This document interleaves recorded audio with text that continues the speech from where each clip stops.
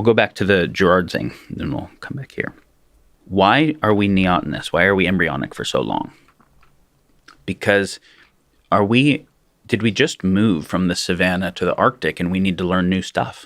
If we came genetically programmed, we would not be able to do that. Are we throwing spears, or are we fishing, or are we running an industrial supply chain, or are we texting? What is the adaptive behavior? Horses today in the wild and horses 10,000 years ago are doing pretty much the same stuff. And so since we make tools and we evolve our tools and then change our environment so quickly, and other animals are largely the result of their environment, but we're environment modifying so rapidly, we need to come without too much programming so we can learn the environment we're in, learn the language, right? Which is going to be very important. Learn the tool making, and so we have a very long period of relative helplessness because we aren't coded how to behave yet, because we're imprinting a lot of software on how to behave that is useful to that particular time. So our mimesis it's not unique to humans, but the total amount of it is really unique.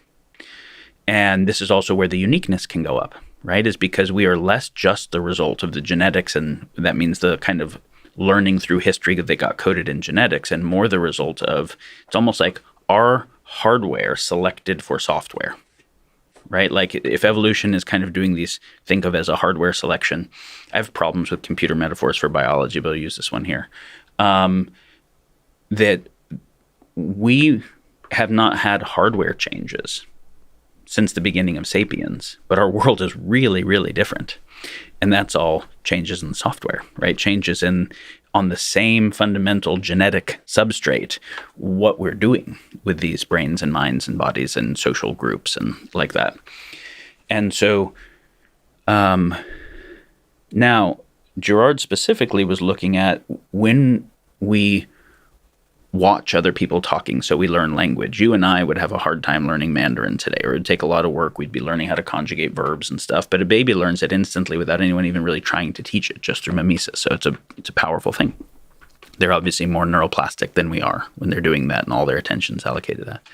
But they're also learning how to move their bodies, and they're learning all kinds of stuff through mimesis. One of the things that Girard says is they're also learning what to want. And they learn what to want. They learn desire by watching what other people want. And so intrinsic to this, people end up wanting what other people want.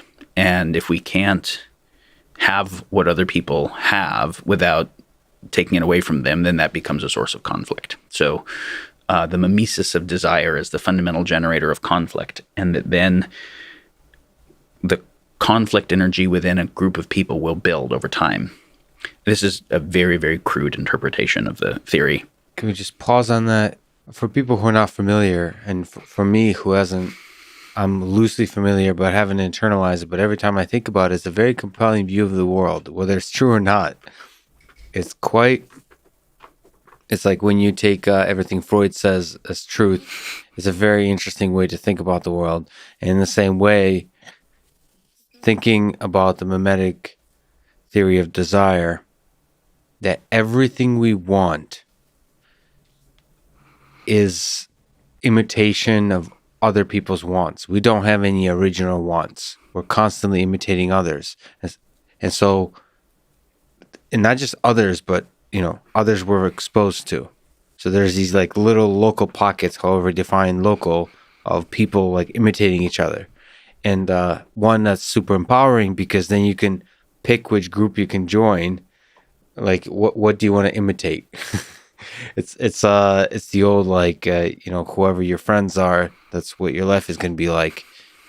That's really powerful. I mean, it's depressing that we're so unoriginal, but it's also liberating in that if this holds true, that we can choose our life by choosing the people we hang out with. So, okay. Thoughts that are very compelling, that seem like they're more absolute than they actually are, end up also being dangerous. We want communism? I'm going to discuss here where I think we need to amend this particular theory. But specifically, you just said something that everyone who's paid attention knows is true experientially, which is who you're around affects who you become. And as libertarian and self-determining and sovereign as we'd like to be, everybody, I think, knows that if you got put in a maximum security prison, aspects of your personality would have to adapt, or you wouldn't survive there, right? You would become different. If you grew up in Darfur versus Finland, you would be different with your same genetics. Like, just there's no real question about that. And that even today, if you hang out in a place with ultra marathoners as your roommates, or all people who are obese as your roommates, the statistical likelihood of what happens to your fitness is pretty clear, right? Like, the behavioral science of this is pretty clear. So the whole saying, we are the average of the 5 people we spend the most time around. Mm-hmm. I think the more self-reflective someone is and the more time they spend by themselves in self-reflection, the less this is true, but it's still true. So one of the best things someone can do to become more self-determined is be self-determined about the environments they want to put themselves in. Because to the degree that there is some self-determination and some determination by the environment, don't be fighting an environment that is predisposing you in bad directions. Mm-hmm. Try to put yourself in an environment that is predisposing the things that you want. In turn, try to affect the environment in ways that predispose positive things for those around you. Or perhaps also there's probably interesting ways to play with this. You could probably put yourself, like, form connections that have this perfect tension in all directions to where you're actually free to decide whatever the heck you want, because the set of wants within your circle of interactions is so conflicting that you're free to choose whichever one. So if there's enough tension, as opposed to everybody aligned like a flock of birds. Yeah, you definitely want that all of the dialectics would be balanced. So if you have someone who is extremely oriented to self-empowerment and someone who's extremely oriented to kind of empathy and compassion, both, the dialectic of those is better than either of them on their own. If you have both of them being inhabited better than you by the same person, spending time around that person will probably do well for you. Yeah. I think the thing you just mentioned is super important when it comes to cognitive schools, which is, I think, one of the fastest things people can do to improve their learning, and their not just cognitive learning, but their meaningful problem-solving, communication, and civic capacity to participate as a citizen with other people in making the world better, is to be seeking dialectical synthesis all the time. And so in the Hegelian sense, if you have a thesis, you have an antithesis. So maybe we have libertarianism on one side and Marxist kind of communism on the other side. And one is arguing that the individual is the unit of choice. And so we want to increase the freedom and support of individual choice, because as they make more agentic choices, it'll produce a better whole for everybody. The other side saying, well, the individuals are conditioned by their environment. Who would choose to be born into Darfur rather than Finland? So we actually need to collectively make environments that are good, because that the environment conditions the individuals. So you have a thesis and an antithesis. And then Hegel's idea is you have a synthesis, which is a kind of higher order truth that understands how those relate in a way that neither of them do. And so it is actually at a higher order of complexity. So the first part would be, can I steel man each of these? Can I argue each one well enough that the proponents of it are like, totally, you got that?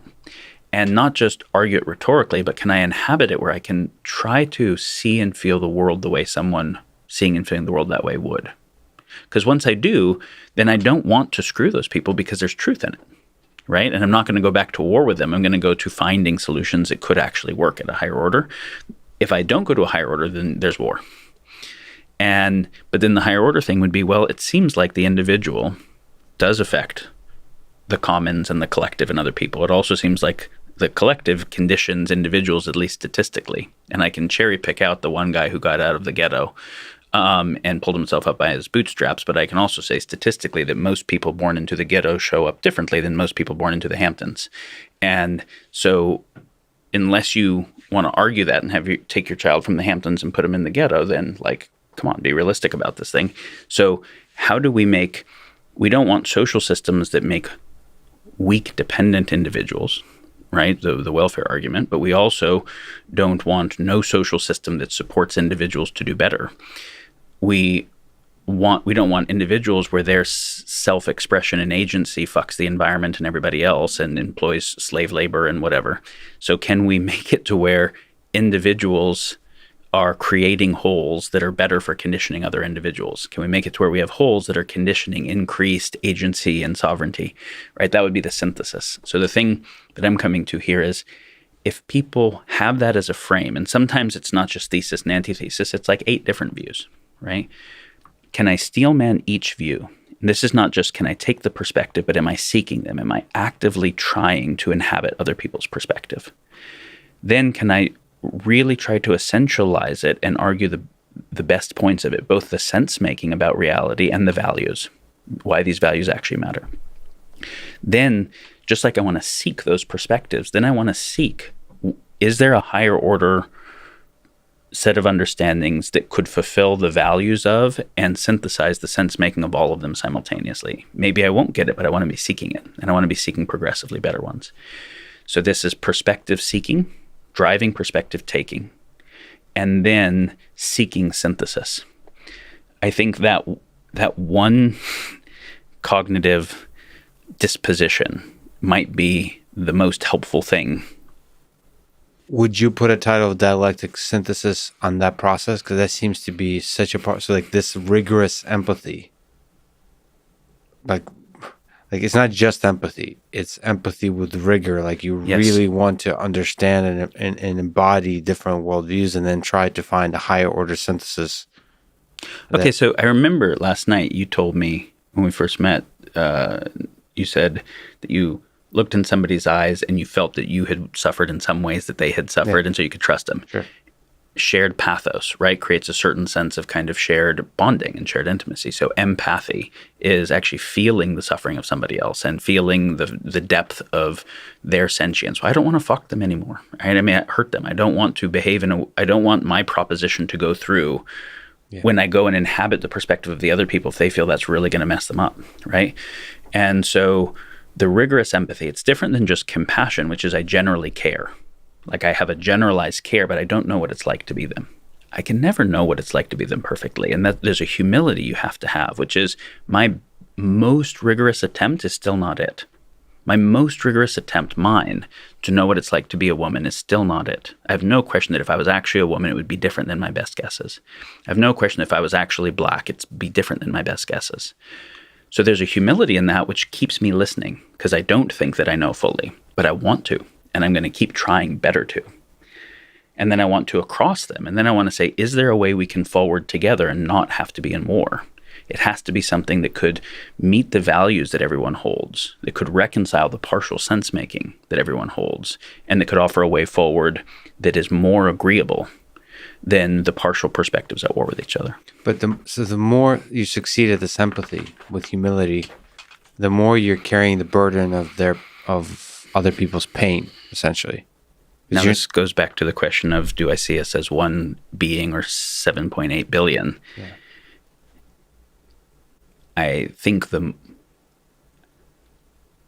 if I'm overwhelmed with my own pain, I can't empathize that much because I don't have the bandwidth. I don't have the capacity. If I don't feel like I can do something about a particular problem in the world, it's hard to feel it because it's just too devastating. And so a lot of people go numb and even go nihilistic because they just don't feel the agency. So as I actually become more empowered as an individual and have more sense of agency, I also become more empowered to be more empathetic for others and be more connected to that shared burden and want to be able to make choices on behalf of and in benefit of. So this way of living seems like a way of living that would solve a lot of problems in society from a cellular automata perspective. So if you have a bunch of little agents behaving in this way, my intuition, there'll be interesting complexities that emerge, but my intuition is it will create a society that's very different and recognizably better than the one we have today. How much, Oh, wait. Hold that question because I want to come back to it, but this brings us back to Girard, which we didn't answer. The conflict theory. Yes. Because about how to get past the conflict theory. Yes. You know the Robert Frost poem about the two paths, and you never have enough time to return back to the other? We're going to have to do that quite a lot. We're going to be living that poem over and over again. But yes, how to, let's return back. Okay, so the rest of the argument goes, you learn to want what other people want, therefore fundamental conflict based in our desire because we want the thing that somebody else has. And then people are they're in conflict over trying to get the same stuff, power, status, attention, physical stuff, a mate, whatever it is. And then we learn the conflict by watching. And so then the conflict becomes mimetic. We become on the Palestinian side or the Israeli side or the communist or capitalist side or the left or right politically or whatever it is. And until eventually the conflict energy in the system builds up so much that some type of violence is needed to get the bad guy, whoever it is that we're going to blame. And, Girard talks about why scapegoating was kind of a mechanism to minimize the amount of violence. Let's blame a scapegoat as being more relevant than they really were. But if we all believe it, then we can all kind of calm down with the conflict energy. It's a really interesting concept, by the way. I mean, you beautifully summarized it, but the idea that there's a scapegoat, that there's this kind of thing naturally leads to a conflict, and then they find the other, some group that's the other, that's either real or artificial as the cause of the conflict. Well, it's always artificial, because the cause of the conflict in Girard is the mimesis of desire itself. And how do we attack that? How do we attack that it's our own desire? So this now gets to something more like Buddha said, right? Which was desire as the cause of suffering. Girard and Buddha would kind of agree in this way. But that explains, I mean, again, it's a compelling description of human history that we do tend to come up with the other. And okay, kind of. I just had such a funny experience with someone critiquing Girard the other day in such a elegant and beautiful and simple way. It's a friend who's grew up Aboriginal Australian, is a scholar of Aboriginal social technologies, and he's like, nah, man, Girard just made shit up about how tribes work. Like, we come from a tribe. We've got tens of thousands of years, and we didn't have increasing conflict and then scapegoat and kill someone. We'd have a little bit of conflict, and then we would dance, and then everybody'd be fine. Like, we'd dance around the campfire. Everyone would, like, kind of physically get the energy out. We'd look in each other's eyes. We'd have positive bonding, and then we're fine. And no scapegoats. And I think that's called the Joe Rogan theory of desire, which is he's like all of human problems have to do with the fact that you don't do enough hard shit in your day. So maybe you could just dance it, because he says like doing exercise and running on the treadmill gets all the demons out, and maybe just dancing gets all the demons out. So this is why I say we have to be careful with taking an idea that seems too explanatory and then taking it as a given and then saying, well, now that we're stuck with the fact that conflict is inexorable because mimetic desire, and therefore how do we deal with the inexorability of the conflict and how to sublimate violence? Well, no, the whole thing might be actually gibberish, meaning it's only true in certain conditions, and other conditions it's not true. So the deeper question is, under which conditions is that true? Under which conditions is it not true? What do those other conditions make possible and look like? And in general, we should stay away from really compelling models of reality, because there's something about our brains that these models become sticky and we can't even think outside of them. So it's not that we stay away from them. It's that we know that the model of reality is never reality. That's the key thing. Humility, again. It goes back to just having the humility that you don't have a perfect model of reality. There's the model of reality could never be reality. The process of modeling is inherently information reduction. And I can never show that the unknown set has been factored. It's back to the cellular automata. You can't put the genie back in the bottle. Like when you realize it's unfortunately, sadly, impossible to create a model of cellular automata, even if you know the basic rules that predict to even any degree of accuracy how that system will evolve, which is fascinating mathematically. Sorry, I think about it quite a lot. It's very annoying. Wolfram has this rule 30. Like, you should be able to predict it. It's so simple, but you can't predict what's going to be. Like, there's a problem he defines. Like, try to predict some aspect of the middle column of the system, just anything about it, what's going to happen in the future, and you can't.